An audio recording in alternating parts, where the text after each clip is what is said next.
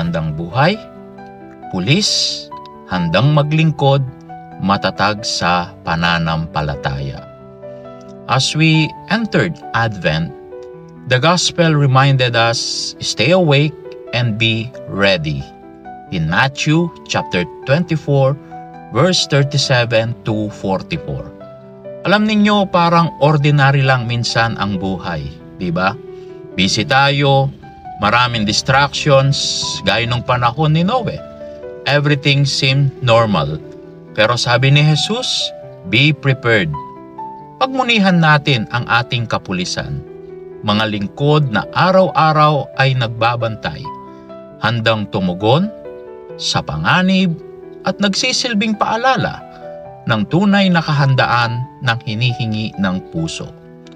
Sa mundong mabilis at maingay, paano nananatiling handa ang ating pulis? Simple. They live with faith, clear purpose, and right action.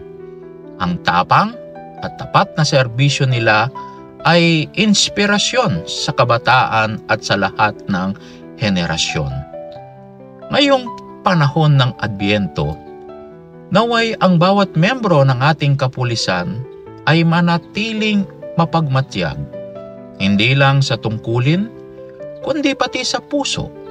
Isinasabuhay ang kabutihan, katapatan at pagsasalubong kay Kristo sa paglilingkod.